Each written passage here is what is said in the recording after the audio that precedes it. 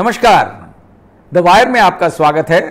मैं हूं शरद प्रधान और लखनऊ सेंट्रल में हम आज बात करेंगे आरएसएस प्रमुख मोहन भागवत के उस स्टेटमेंट की जिसमें उन्होंने ये कहा है कि हर मस्जिद में शिवलिंग ढूंढने का प्रयास न करा जाए। उन्होंने इस बात को उचित नहीं ठहराया है जिस तरीके से आजकल माहौल देश भर में क्रिएट किया जा रहा है कि कहीं कोई पुराना मुस्लिम रूलर का नाम लेकर के, चाहे वो कर्नाटक में टीपू सुल्तान का कह करके कि इन्होंने जो मस्जिद बनवाई मंदिर तोड़ के बनाई, और नॉर्थ में तो सैकड़ों मंदिरों का क्लेम किया जाता है और जगह जगह अब क्लेम किए जा रहे हैं मोहल्लों मोहल्लों में भी। तो इस प्रवृत्ति को शायद रोकने के लिए उनका ये जो स्टेटमेंट आया है बड़ा मीनिंगफुल है। लेकिन क्या इतना सिंपल है? उन्होंने अपने स्टेटमेंट में ये जरूर कहा कि आप हर मस्जिद में शिवलिंग न ढूंढें, लेकिन उन्होंने साथ साथ ये भी हिदायत दी है कि भाई जो काशी की बात चल रही है, जो कि आज की मेन कंट्रोवर्सी है, और वहां पे जिस शिवलिंग की बात चल रही है, वैसे तो मामला कोर्ट में है लेकिन वो आपसी बातचीत से भी सेटल हो सकता है, ये उनका कहना है। ये बड़ा लोडेड रिमार्क है। इससे ये जाहिर होता है कि कहीं ना कहीं ये मैसेज है कि ठीक है, कोई झगड़ा नहीं होना चाहिए। उन्होंने बड़ी अच्छी तरीके से कहा है कि इसको लेकर के कोई फसाद नहीं होना चाहिए और किसी तरीके के मूवमेंट के फेवर में नहीं है वो। इसको लेकर के जिस तरह अयोध्या में लीड किया था आरएसएस ने मूवमेंट और उसको लॉजिकल कंक्लूजन तक उन्होंने पहुंचाया। आज अयोध्या में राम मंदिर बन रहा है, चाहे वो कोर्ट के जरिए से फाइनली हुआ है, लेकिन उनका ऑब्जेक्टिव अल्टीमेटली अचीव हो गया। लेकिन इस केस में वो ये कहना चाह रहे हैं कि भाई ठीक है, अगर आपसी सेटलमेंट से नहीं होता है तो कोर्ट में मामला ऑलरेडी है और कोर्ट का जो वर्डिक्ट आए वो दोनों पक्षों को मानना चाहिए। बहुत अच्छी बात है।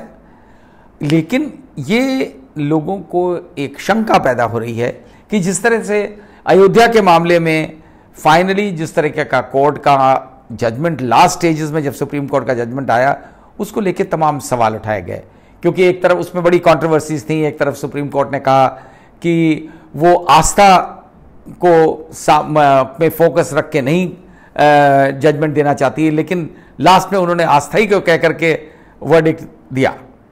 तो बहरहाल वो तो जो होना सा हो गया। तो लेकिन आज की डेट में भी जिस तरह से इसका लीगल प्रोसेस काशी वाला शुरुआत हुई इसकी, और उसमें कोर्ट कमिश्नर ने जो अपॉइंट किए गए थे, एक वकील कोर्ट कमिश्नर, उन्होंने जिस तरीके से लीक कर दिया वीडियोग्राफी किसी चैनल को, और फिर वो सारे देश में ये चर्चा फैला दी गई कि मतलब पहले ही डिक्लेयर कर दिया कि साहब ये शिवलिंग है। जबकि मुस्लिम पक्ष का क्लेम ये था कि ये एक फुवारा है जो कि वजू खाने के तालाब, वो जो एक वो होता है वाटर बॉडी, उसमें बीच में लगा हुआ है, और बहुत से मस्जिदों में इस तरीके की चीज़ होती है। लेकिन उसको बिल्कुल हिंदू पक्ष नकारता है, वो कहता है कि नहीं यही है।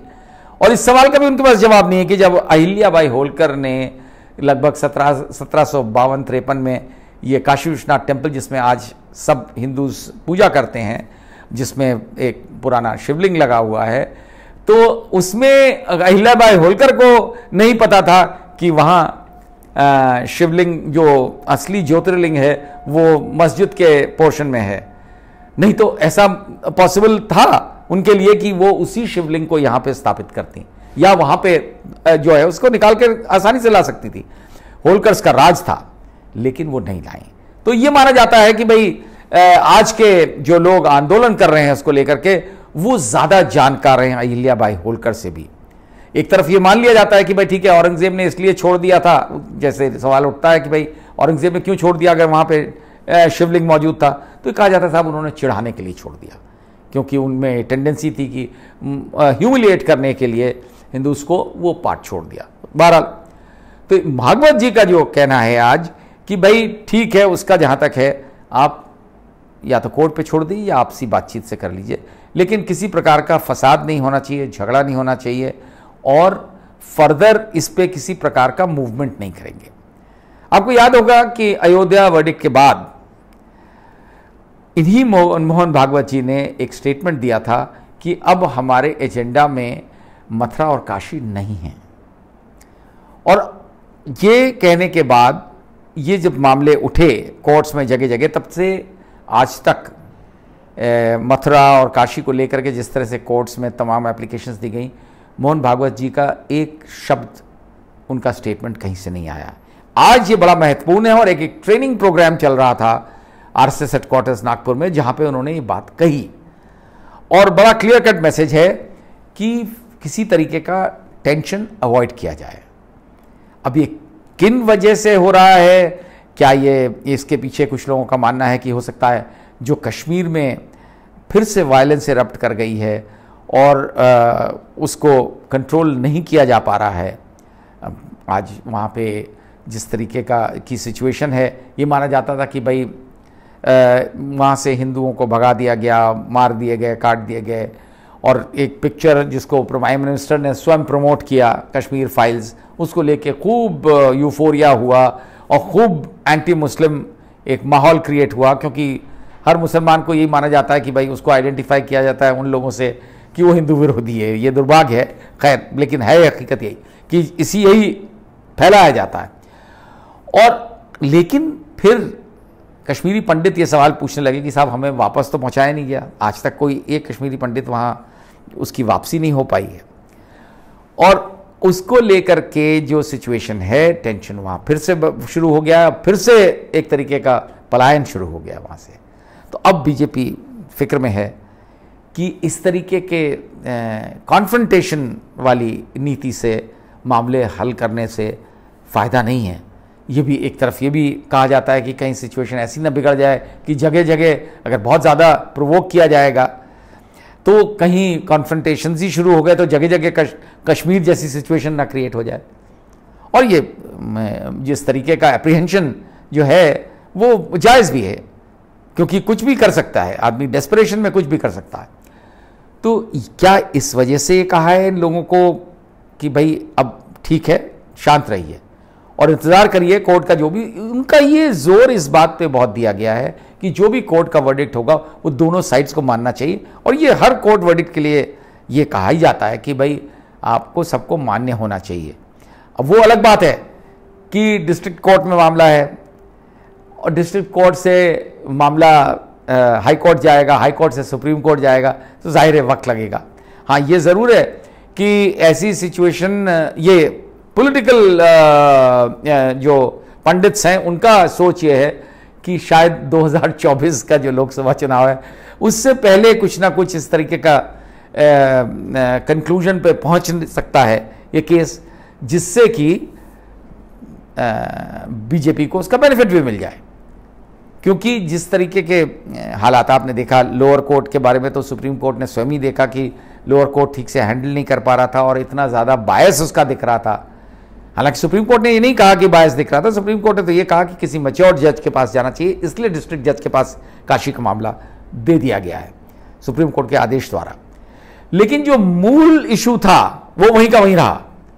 वो ये था जो मुस्लिम पक्ष की तरफ से रेज किया गया था और मेरे ख्याल इस देश के बहुत से लोग इससे सहमत थे कि जो प्लेसेस ऑफ वर्शिप एक्ट 1991 बनाया गया था नरसिम्हा राव सरकार के दौरान, जब ये एक्ट आया था तो इससे बड़ा स्पष्ट था कि अयोध्या को छोड़ करके उसे एक्सेप्शन दिया था, क्योंकि उसका मामला ऑलरेडी कोर्ट्स में चल रहा था कि अब कोई भी प्लेस ऑफ वर्शिप पूरे भारतवर्ष में उस सन 47 15 अगस्त को जो उसका स्टेटस था उसमें कोई चेंज नहीं किया जाएगा, किसी प्रकार का परिवर्तन अलाउड नहीं होगा।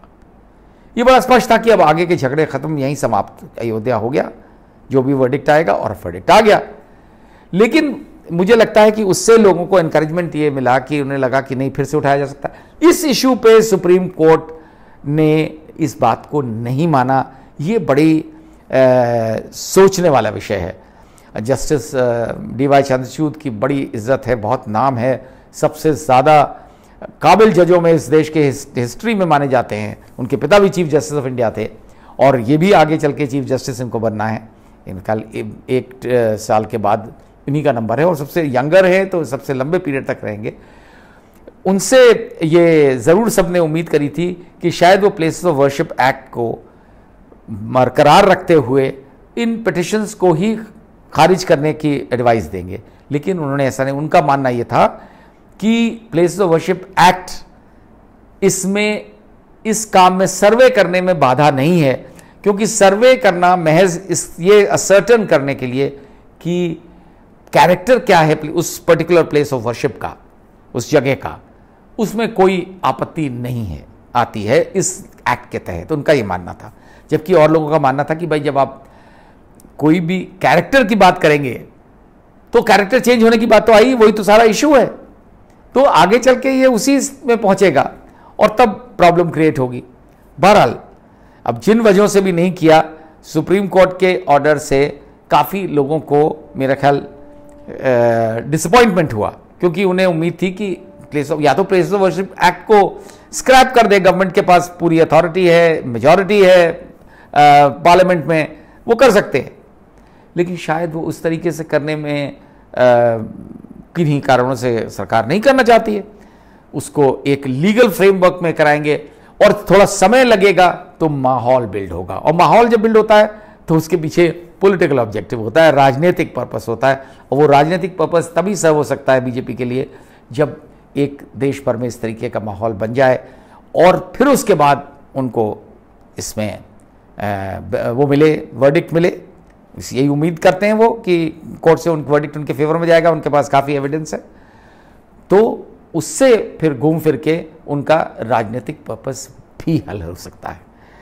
तो अब ये तो खैर समय बताएगा कि मोहन भागवत जी का इस स्टेटमेंट में कितना वो सोच रहे हैं, क्या सोच रहे हैं, क्योंकि कई बार आरएसएस के बारे में ये भी कहा जाता है कि जो कहा जाता है और करने में कभी काफ़ी अंतर होता है, तो ये इसमें भी हो सकता है। और जिस तरीके से उन्होंने बट ये मानने की बात है कि उन्होंने ये हिदायत ज़रूर दी है सबको कि किसी प्रकार का झगड़ा फसाद नहीं होना चाहिए, जो कि एक बहुत अच्छी बात है। अब देखें, ये समय बताएगा कि इसके पीछे क्या कोई और भी मीनिंग है, उसका इंतजार करिए। नमस्कार।